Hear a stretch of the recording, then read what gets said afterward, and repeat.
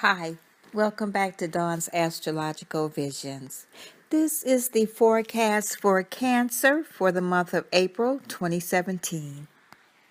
Welcome back, Cancer Sun Sign, Rising, and Moon Sign.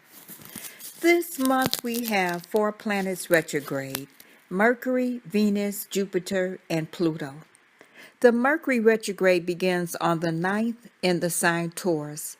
This is your 11th house, and until May 3rd, this is an unfavorable time for signing contracts and starting new projects. However, it is perfect for reviewing the past, reclaiming the present, and researching the future. Mercury retrograding in the 11th house is a good time to catch up with old friends. Don't be surprised if you bump into them unexpectedly. Some Cancers may decide to stay away from the social scene for a while, especially if you have recently spent too much time socializing. Watch out for misunderstandings with friends. The 11th house is also connected to your goals and dreams. Research networks that may help you towards your goals.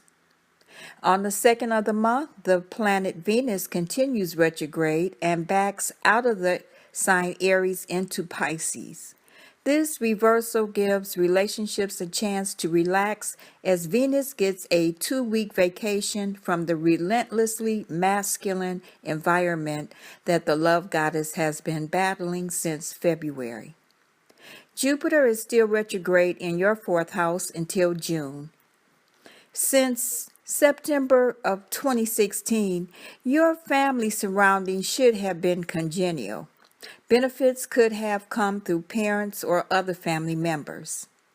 When Jupiter is retrograde, watch out for strong emotions that can disturb functioning of the higher mind and bring about too much dwelling on past problems. Pluto goes retrograde in Capricorn, your 7th house, on the 20th until the end of September. Pluto retrograde forces you to look inside of yourself and face challenges. This can sometimes be unnerving because the transformations we undergo under the influence of Pluto retrograde tend to require a complete breakdown of the old ways and ideas before we can move forward again. Pluto brings us face to face with our shadow self. In other words, this represents our negative emotions and desires we choose to not show. While Pluto is retrograde in your 7th house, this is a time of revisiting, renewal, rejuvenation, and regeneration of your 7th house of committed relationships. This is an opportunity to clear what you didn't get around to when Pluto was moving direct through this house. Now you get to see what you did and what you can do better with regard to relationships. On the 5th, the planet Mars in your 11th house makes a favorable trine aspect to Pluto in your 7th house. Mars-Pluto aspects can bring about a couple of weeks of constructive changes in your own attitudes and environment. Your passion, zeal, and inner courage are intensified now, making you enormously effective. You are super motivated and can tackle tough challenges with confidence. You may take something old and completely redo, remake, revise, or renew it. Your creative power is flowing. This is a good time to finish a program or a policy and to eliminate discordant or non-essential factors in your life. You can have an encounter during this time that brings about covert information that can in turn transform your emphasis to a more honest, courageous direction. You have the energy, drive, and force to sweep others, and you may be given credit for your expertise. Until the 21st, Mars is in your 11th house and can bring about some form of physical activity or to work with friends, groups, and associates. Friends or group associates may motivate you into action, or the reverse may happen. In some cases, conflicts or competition may arise with friends. There can be a desire to play a leadership role in groups and organizations. On the 7th, there is a day of sunshine when Jupiter sits opposite the sun in the sign Aries. This restless face-off occurs once a year and brings a general feeling of optimism. Jupiter can open the door to travel and broadening your perspective through higher education. The other side of the coin can overextend yourself. The sun is in your 10th house until the 19th. You can receive public support and recognition for some creative achievement or act of personal leadership. Social or romantic activity may come about through your profession.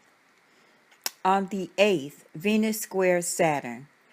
Generally speaking, a Venus retrograde in a square with Saturn is a double negative for love and self-esteem, and also not a good sign for the financial scene. On the 9th, the Sun in Aries squares Pluto in Capricorn. Around this date, beware of others pushing you to the maximum by forcing you into agreements. Try to work ways to cooperate for the good of all concerned rather than force issues. An ultimatum could backfire. The Libra full moon is in your 4th house on the 11th. Issues pertaining to the home environment could be in high focus now. Try to express cooperation in your actions. Home, meditation, and finishing up matters related to parents, family, and real estate could be highlighted. Over the next couple of days, you may have an urge to get away from the public. If possible, take advantage. On the 14th, the Sun and Uranus meet up for their once-a-year merger. This will take place in your 10th house, and over the next couple of days, watch out for nervousness. You could receive sudden calls or unexpected people or events may bombard you. Routine could begin to bore you now, and your current responsibilities may seem overwhelming. Your consciousness expands to the point where you are receptive to new ways of thinking and patterns of living. Some Cancers may find this an exciting period of their life that is filled with change and stimulation. You might begin or end relationships, start a new career path, or move to a new location. On the 15th, Venus ends its retrograde period. This ends the restriction on wedding dates. On the 17th, the Sun in Aries trines Saturn in Sagittarius. You should find it easier to handle your responsibilities and to honor your commitments and duties to others who need you. On the 19th, the Sun moves out of the sign Aries and moves into Taurus.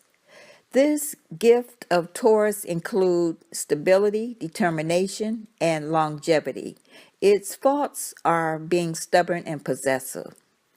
With the Sun in Taurus, you should begin to see projects and plans that were started under the Sun in Aries grow stronger and take root.